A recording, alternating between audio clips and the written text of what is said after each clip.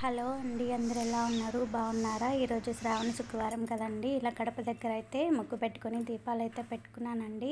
ఇప్పుడైతే తులసమ్మ వారికి, లక్ష్మీనారాయణల వారికి అయితే పూజ చేసుకున్నాను.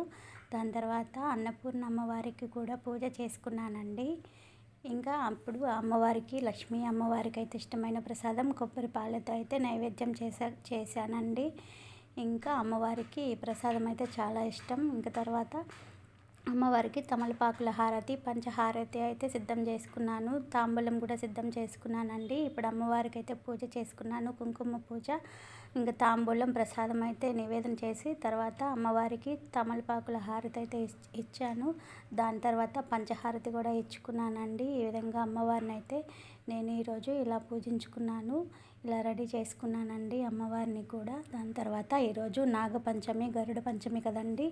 ఈరోజు అందువల్ల నాగమ్మ దగ్గరికి వెళ్ళాను. పుట్టలో పాలు పోసి ఇలా దారం చుట్టి అమ్మవారికి పసుపు కుంకుమలు తాంబూలం నివేదించి అమ్మవారి ఆశీర్వాదం అయితే తీసుకున్నాను. దాని తర్వాత గరుడ దేవుని కూడా దర్శనం చేసుకున్నానండి. ఈరోజు గరుడ పంచమి కూడా కదా, ఆ స్వామిని కూడా దర్శనం చేసుకున్నానండి. వీడియో నచ్చితే లైక్ చేయండి, షేర్ చేయండి, సబ్స్క్రైబ్ చేయండి.